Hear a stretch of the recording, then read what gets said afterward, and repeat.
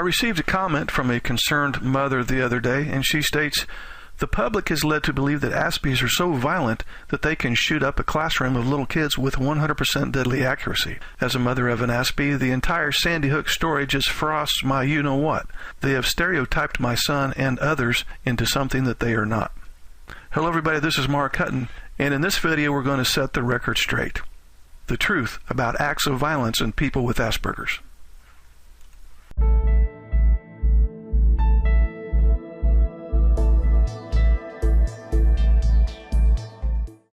Reports that some of the recent school shootings may have been committed by young people with Asperger's have led many people to wonder whether the disorder plays a role in such acts of violence.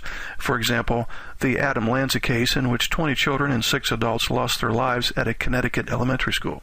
While experts strongly believe that Asperger's does not make a young person more likely to commit a violent crime, some believe it may affect the way a crime is carried out. Also, while experts agree that individuals with Asperger's are not more likely to commit violent crimes than members of the general population, they do say that in very rare cases it can happen. People who commit crimes usually do it for some kind of a concrete reward, for example, money, sex, or drugs.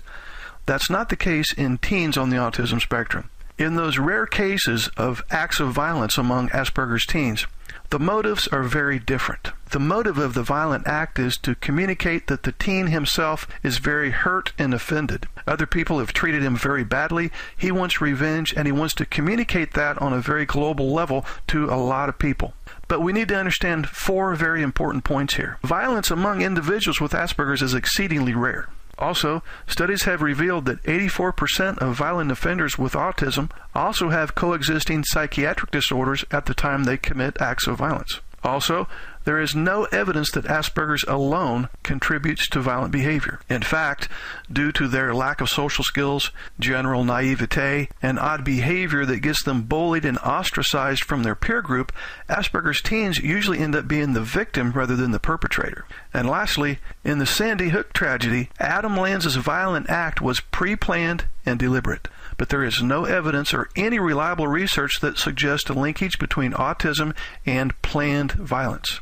Aggression and violence in people on the autism spectrum is reactive, not planned and deliberate. For example, sometimes Asperger's kids will get violent because they are sick or frustrated and unable to communicate how they feel. So, to imply or even suggest that there's some linkage between school shootings and Asperger's is not only wrong, but it's harmful to the more than 1.5 million law-abiding, non-violent people who live with autism each day.